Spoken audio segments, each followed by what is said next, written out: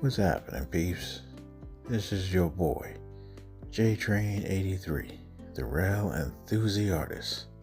Yeah, it's been a minute since I've done one of my rail fanning stories, so I figured I'd do one as part of my 400 subscriber special, just for you guys. So I'll probably get on with the story. So it was winter time back in 1993, and I was about 10 years old at the time. I was in 5th grade. I had attended PS 299 in Bushwick, Brooklyn, and at the time I was living in Bed-Stuy, which I was traveling either by bus to get to and from school or by train. So I remember it was it had snowed pretty heavy like the night before. That following morning, I remember I was getting myself ready to go to school that very morning. And that morning it was sunny, but snow was still all over the streets and what have you. So I remember I had to climb, through the snow and whatever, to get to the subway and whatnot. And so I remember I was getting off the A or the C train at Broadway, East New York, but back then it was called Broadway, East New York before it was, unified under the name Broadway Junction, as you know today. So as I'm at Broadway, East New York, Broadway Junction station, I go up the famous long stairs and escalator that takes you up to where the J, the Z, and the L train is, of course. So the next train now, of course, I'm taking is, the J or the Z. But the train actually I needed was the Z because it was skip stop service, and that was the train I needed to get to my stop, which was Gates Avenue, so I could get to school.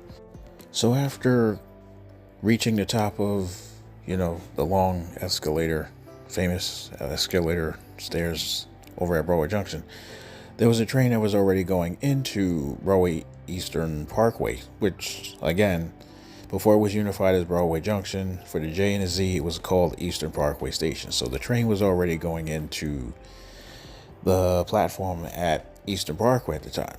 So I thought my mind was playing tricks on me because I wasn't too sure what train I saw go in there at the platform. So I was running for the train anyways because I needed to get, to school on time. So I needed to get to the train. So I rushed down the stairs to the platform at Eastern Parkway. The train finally stopped.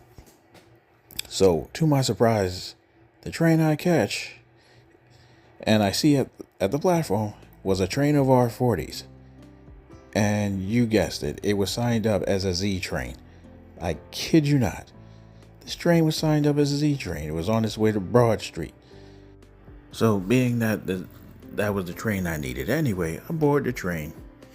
The passengers, they get on the train, passengers getting off the train, the whole 10-second dwell time, Conductor makes his announcement. Yeah, the next stop on his train is Chauncey. All right, the doors close.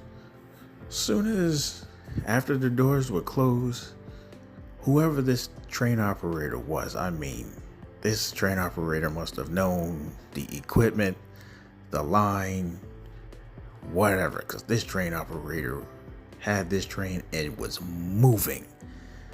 And I mean moving. Train pulls out of the station, and if you know how Broadway Junction station looks, the station has, like a couple of sharp curves coming out of the station, and then you got the switches. I mean, this train had swinging past the curves and roaring right over the switches, getting into Chauncey. It was crazy. I mean, this train operator really was booking it. I kid you not. So the train now stops at Chauncey Street. Cool, everything's normal. 10-second dwell time, the conductor makes his announcement. Next stop on his train is Gates Avenue, which is my stop. So if you know the line, that sector of the line, between Chauncey and Halsey Street, it's a long downgrade. So of course, conductor closed the doors. Okay, cool. Train leaves out of Chauncey Street Station. So the train now is running down the grade to skip the next station, which is Halsey Street. This train operator had this train went down that grade and never slowed down. I'm not kidding. This train operator moved like he was a railroad engineer. We passed by Halsey Street Station, and that train flew past that station so fast you could barely see the station sign, the canopy, and the structure. That's how fast this train was going. See, now, if anybody knows about the R40 and the R40 M car class, that train, well, those trains, they really do keep up with that reputation that they are very fast trains. And this train operator, whoever I rode with, he proved that day. I almost was like a little bit nervous and was just blown away. He just booking it just down the local track. It's crazy. So, as anyone knows, or in the rail fan community, when train operators, if they're working on the J or the Z line, when they do skip stop service, there's a procedure that they do, which they slow down the train as they pass the station, so the train doesn't like hit into the station, structure and stuff like that. Makes 2 short blasts and then, pick up speed again, or which, I remember what I was taught when I was in school car. I'll leave that story for another time. They say wrap it up. So that's what they would do. They would wrap it up. But this train operator, he just went straight through.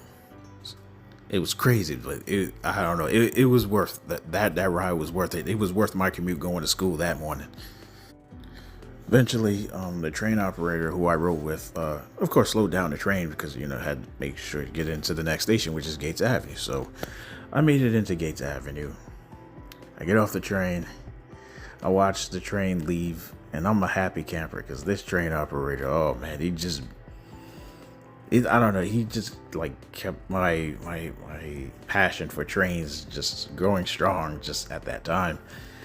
It just made me love trains even more because of the fact that they just run so fast, and they're just the typical vehicles that that they just run fast, like how certain people are into like fast cars or fast bikes and stuff like that. For me, it's fast trains, so that's always been like the passion that always had me driven to it. But I was definitely a happy camper when I commuted to school that morning.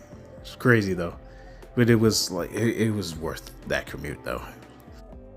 As I sit and I tell this story now, I'm kind of like wondering, like, where's this train operator now? If he's still working in the system, or if he's probably retired. But who knows? Maybe he's retired. Who knows?